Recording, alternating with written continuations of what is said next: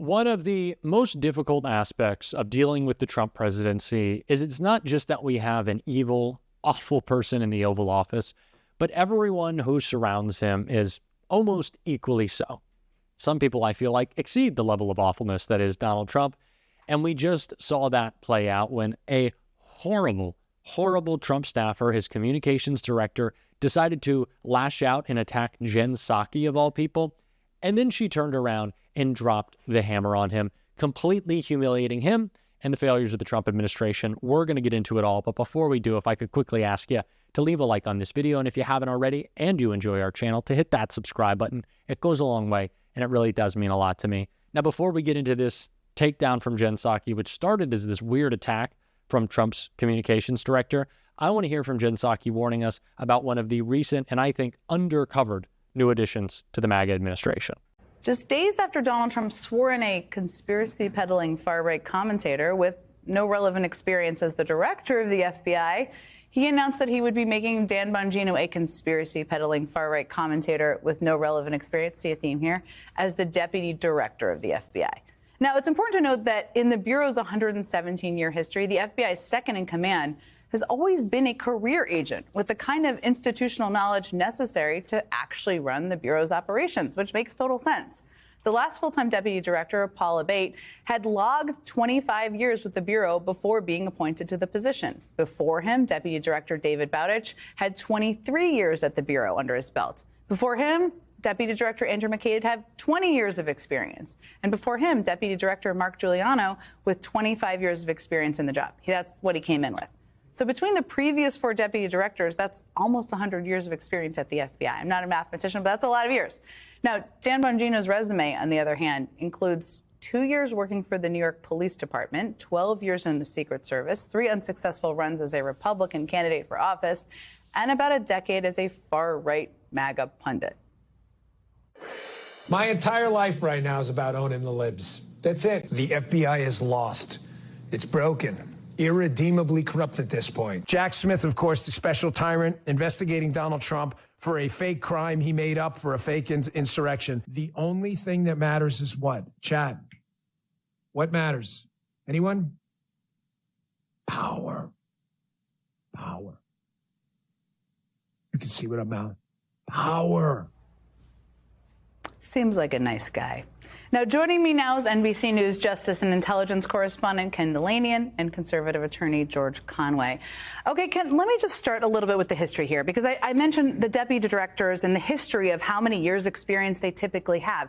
That's something it seemed that Kash Patel promised or said publicly he might continue. So what happened here? At least according to the FBI Agents Association, they say that Patel committed to them that he was hoping to and interested in hiring a career FBI agent, as has always been the case in this job. And when you think about it, that would make sense. He's an outsider. Yeah. He's a flame-throwing MAGA partisan outsider. You need somebody in there that knows how to make the trains run on time. This is an incredibly powerful job. Some people were telling me today they think the deputy job is more important than the director job, because the deputy actually supervises operations, is in charge of all the special agents, in charge of all the field offices across the country, has his hands on some of the most sensitive intelligence and counterintelligence operations in the United States. And this is now being handed to a guy with no experience in the FBI and a long experience trashing the FBI. Mm-hmm. I mean, yes, there's double. The deputies in many of these agencies are actually the ones who run the day-to-day, thousands and tens of thousands of employees. They do a lot of the work. No offense to the people at the top.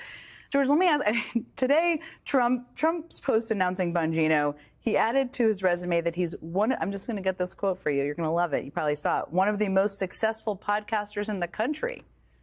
What do you make of this pick? Well, it's got nothing to do with actually running the FBI as a law enforcement agency. It has to do with owning the libs. I think, Donald, I wanted to play that clip of Jen Psaki covering Dan Bongino because I think it's really important to point out the fact that so much of this for them is about, quote unquote, owning the libs. That's what matters to them. They want to upset Democrats. That is the joy they get.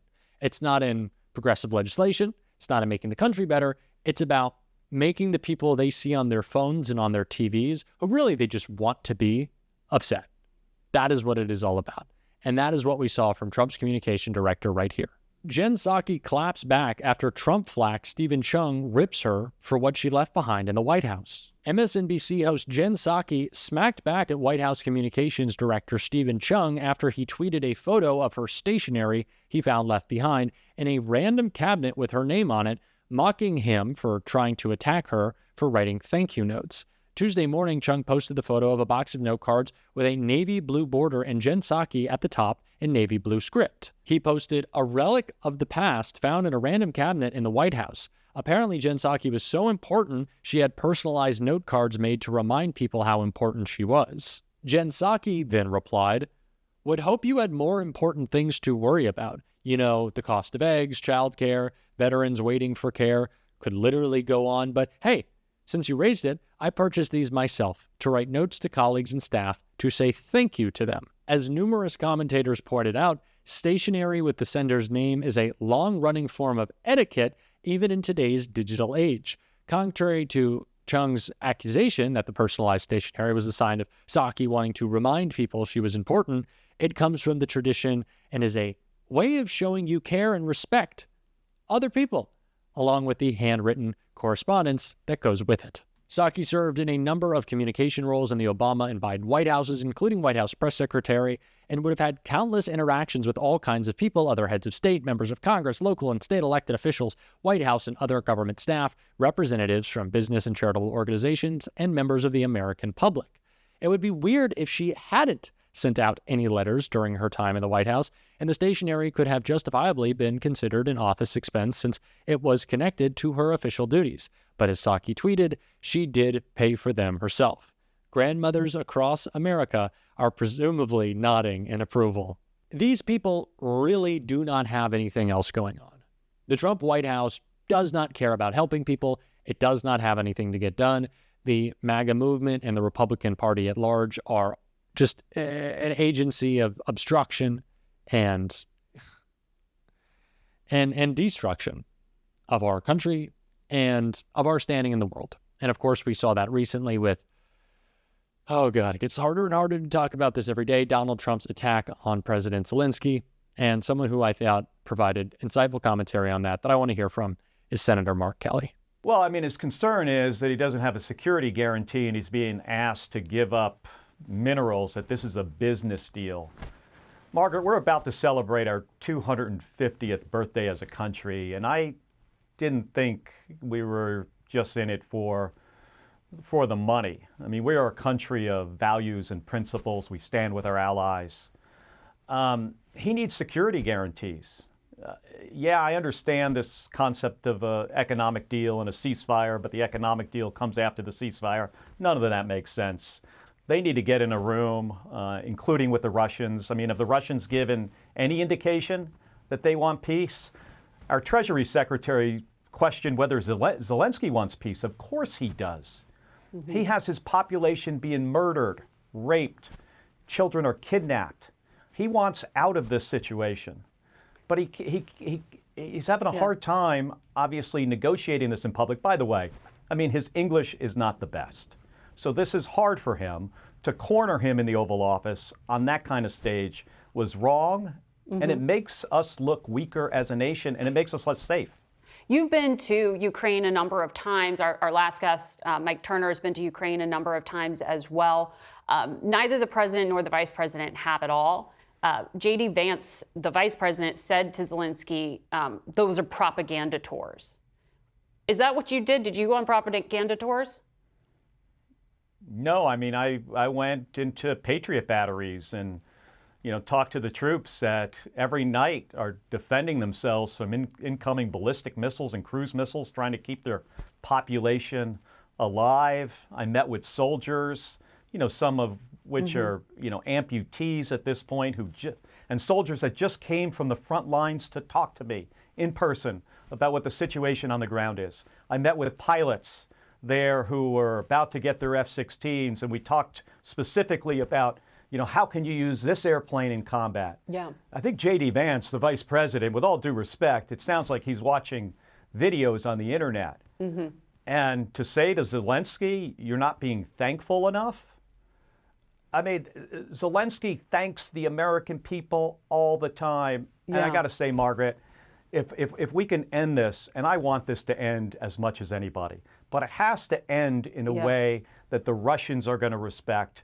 And what was in the Oval Office yesterday was a demonstration of weakness. And I can tell you, Putin does not respect weakness. I want to ask you about the U.S. border. The number of migrants crossing the southern border illegally in President Trump's first full month in office plunged to a level we haven't seen in 25 years. This is according to data reviewed by CBS. This seems like this is good for your state. Do these numbers prove President Trump's theories right? Well, I think the numbers being down, that's a good thing. What we need long term is a negotiation with the Republicans on longstanding border policy. What the administration is doing, especially with ICE raids in schools, with flying, repatriating people who often aren't only criminals in military airplanes for intimidation, talking about housing people on Guantanamo, that's for intimidation. It's good the numbers are down. That's a positive thing. Yeah. We need a border security agreement. We need legislation. We also need immigration reform.